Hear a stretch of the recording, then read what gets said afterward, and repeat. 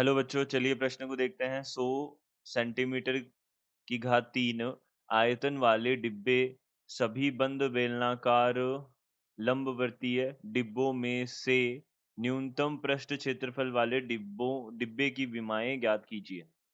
तो हमें क्या करना है, हमें बोला है 100 सेंटीमीटर क्यूब हमारे पास आयतन वाले जितने भी डिब्बे बन सकते हैं बेलनाकार, बंद बेलनाकार, उनके न्यूनतम पृष्ठीय क्षेत्रफल वाले डिब्बे की विमा हमको बतानी है क्या होगी। तो देखिए, सबसे पहले मुख्य अवधारणा की बात करते हैं। यहाँ मुख्य अवधारणा क्या होगी? मुख्य अवधारणा के अनुसार यदि हमारे पास y बराबर fx फलन है और इसका हमको उच्चतम या निम्नतम मान देखना है, तो हमें सबसे पहले इसका अवकलन करना होगा और उसको 0 के बराबर करना होगा। फिर उसके बाद में यहाँ से x के जो मान मिलेंगे अल्फ़ा 1, अल्फ़ा 2, अल्फ़ा 3, इस प्रकार से सारे मान यह हम ले लेंगे और उसके बाद में हम द्वितीय अवकलज देखेंगे और वह भी देखेंगे अल्फ़ा r, यानी कि कोई भी एक हम बिंदु ले लेंगे इनमें से, जो भी हमको मूल मिले हैं उनमें से। यदि वह धनात्मक आते हैं, इसका मतलब x बराबर अल्फ़ा r पर हमें क्या प्राप्त होगा?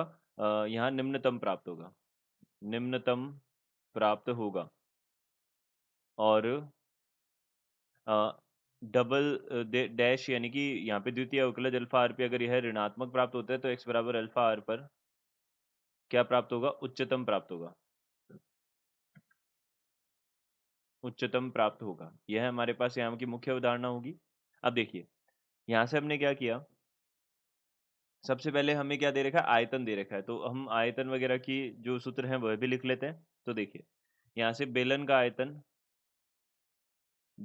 आयतन का सूत्र जो होता है वह क्या होता है? बेलन का आयतन होता है, यहाँ से हमारे पास होता है पाई आर की घात 2h होता है, और बेलन का संपूर्ण पृष्ठीय क्षेत्रफल, संपूर्ण पृष्ठ क्षेत्रफल, यह क्या होगा हमारे पास? यह हो जाएगा 2 पाई एक्स वाई और प्लस 2 पाई एक्स की घात 2 हो जाएगा। यह बन जाएगा, या हम बोल सकते हैं यहाँ पे 2 पाई आर एच और यहाँ पे 2 पाई आर की घात 2, यह हमारे पास संपूर्ण पृष्ठ क्षेत्रफल हो जाएगा। अब बंद बोला है इसलिए हमने 2 पाई आर स्क्वायर लिया, यानी कि ऊपर वाला जो भाग है वृत्तीय, वह भी आएगा और नीचे वाला वृत्तीय भाग भी आएगा। अब देखिए, हमको यह चीजें दी हुई है, आयतन वगैरह। तो हम आयतन दिया हुआ है, तो हम यहाँ से क्या कर सकते हैं? माना बेलन की त्रिज्या आर तथा आर, अब इसको सेमी में बोल देते हैं, तो आर सेमी तथा ऊंचाई एच सेमी है, ये चीजें हमने मान ली। अब यहाँ से आयतन जो है वह हमको कितना दिया हुआ है? आयतन हमको दिया हुआ है 100 सेंटीमीटर की घात 3। तो यहाँ से आयतन जो है वह कितना हो जाएगा? देखिए, यह हो जाएगा हमारे पास में पाई आर की घात 2h। देखिए, यह किसके बराबर हो जाएगा? 100 के बराबर हो जाएगा। यह 100 के बराबर आ जाएगा, तो यहाँ से हमने देखा कि h जो है वह किसके बराबर आ जाएगा? 100 बटा पाई आर की घात 2 के बराबर आ जाएगा। यह हमारे पास बनेगा। इसको हमने समीकरण 1 बोल दिया। अब देखिए, हमें क्या करना है? पृष्ठीय क्षेत्रफल को न्यूनतम करना है। तो हम यहाँ पे देखते हैं पृष्ठीय क्षेत्रफल, संपूर्ण पृष्ठीय क्षेत्रफल। इसको हम s से प्रदर्शित कर देते हैं। तो s किसके बराबर होगा? संपूर्ण पृष्ठीय क्षेत्रफल। देखिए, 2 पाई आर एच प्लस, यहाँ से हो जाएगा 2 पाई आर की घात 2। अब देखिए, यहाँ से हमने क्या किया? h का मान रखा। तो देखिए, यहाँ से हम पहले तो 2 पाई को उभयनिष्ठ ले सकते हैं, तो आर एच प्लस आर की घात कितना हो जाएगा? 2 हो जाएगा। तो यहाँ से s बराबर 2 पाई, यहाँ से देखिए हमारे पास में आर तो आर ही रहेगा, h की जगह पे हम प्रथम समीकरण से क्या लिख सकते हैं? 100 बटा यहाँ से पाई आर की घात 2 लिख सकते हैं, और प्लस यहाँ से कितना हो जाएगा? आर की घात 2 हो जाएगा। यह बन जाएगा प्रथम समीकरण से। तो s, अब देखिए, यहाँ पे s बराबर जो है वह कितना आ जाएगा? 2 पाई, यहाँ से 100 और बटा में कितना हो जाएगा? देखिए, 100 बटा पाई और आर की घात -1 हो जाएगा, और प्लस यहाँ से आर की घात कितना हो जाएगा? 2 हो जाएगा। यह हमारे पास बनेगा। अब देखिए, यहाँ से हम इसका अवकलन करते हैं, तो ds बटा dr जो है वह कितना हो जाएगा? अब r के सापेक्ष, क्योंकि r का फलन है तो r के सापेक्ष अवकलन करना पड़ेगा। तो 2 पाई तो हमारे पास अचर राशि है, इसको ऐसे कैसे ही रखेंगे, और r की घात -1 का कितना हो जाएगा? देखिए, 100 बटा पाई, यहाँ पे -1 आगे आ जाएगा और r की घात कितना हो जाएगा? -2 हो जाएगा, और इसी तरीके से यहाँ से प्लस का 2r हो जाएगा।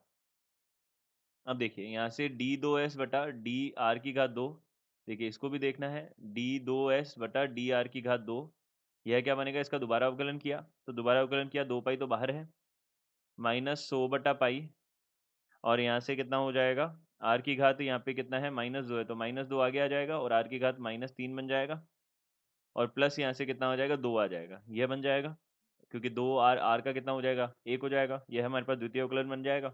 अब देखिए हमने द्वितीय अवकलन अवकलज कर लिया, तो हम क्या करेंगे, अब ds बटा dr को 0 के बराबर करेंगे। देखिए हमने ds बटा dr को 0 के बराबर करना है, तो यहाँ पे 0 के बराबर किया तो कितना बनेगा, देखिए यहाँ से हमने 0 के बराबर किया तो 2 पाई, यहाँ पे 100, और वह भी क्या हो जाएगा, ऋणात्मक 100 बटा पाई, और r की घात कितना हो जाएगा, -2, और प्लस यहाँ से 2r बराबर हो जाएगा 0। अब इसको हल किया हमने, तो हल करने पे यहाँ पे कितना बनेगा, देखिए r की घात, इसको हमने 2 पाई तो 0 की तरफ भेज दिया, तो 100 बटा पाई r की घात -2 बराबर 2r बनेगा।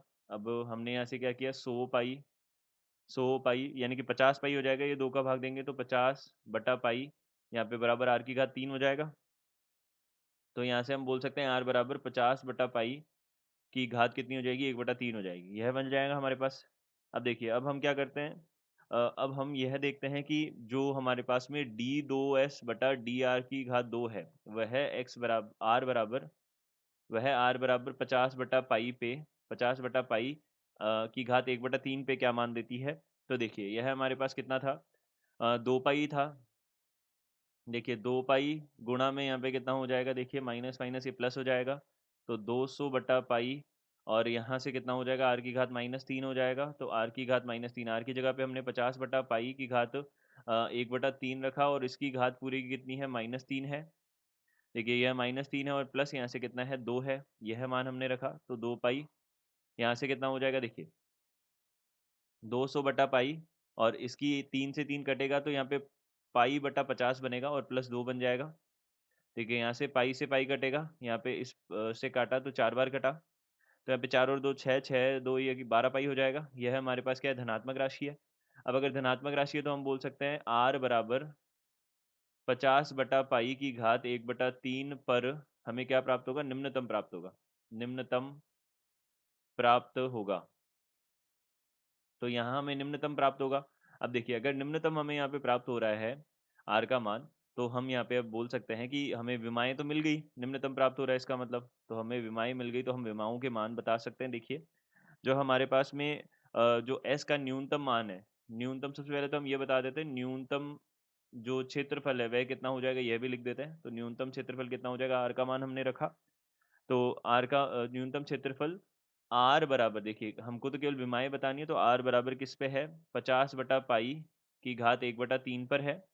और इसी तरीके से प्रथम समीकरण से हम क्या बोल सकते हैं, y बराबर कितना था, यानी कि यहाँ से बोल सकते हैं h बराबर कितना था, 100 बटा, देखिए s बराबर कितना था, 100 बटा पाई r की घात 2 था, तो यहाँ से कितना था, पाई r की घात 2 था, यह था हमारे पास में। तो यह मान रखना होगा, r की जगह पे हमने कितना रखा, 50 बटा पाई और की घात 1/3 रखा, तो यहाँ से कितना बन जाएगा, यहाँ से हमारे पास कितना बनेगा, देखिए ये हमने रखा, तो यहाँ से ये कितना हो जाएगा, देखिए अब इसकी घात कितनी करनी थी, 2 करनी थी, देखिए ये 2 करनी थी, क्योंकि पाई r की घात 2 थी, तो यहाँ पे 2/3 हो जाएगा। अब देखिए इसको हमने 2 को तो बाहर ले लिया, इसको 2 को बाहर ले लिया, और ये है 50 बटा पाई जो है, इसको इसकी घात 1 हो गई, और बटा में कितना है, 50 बटा पाई है, इसकी घात 2/3 है, तो यह कितना हो जाएगा, 2 गुणा 50 बटा पाई, इसकी घात कितनी हो जाएगी हमारे पास में, 1/3, और यह हो जाएगी हमारे पास सेमी में हो जाएगी, यह भी सेमी में हो जाएगा, और यह भी सेमी में हो जाएगा। यह हमने यहाँ पे हम यहाँ पे ये लगा दी, हमने इकाइयाँ लगा दी इनकी, तो यहाँ से हम बोल सकते हैं कि यह इसका मान हो जाएगा, r और h के मान हो जाएंगे, यानी कि ऊंचाई और त्रिज्या हो जाएगी, विमाएँ हो जाएगी इसकी। तो बोल सकते हैं दिए गए प्रश्न का उत्तर यह है। आशा करते हैं आपको समझ आया होगा।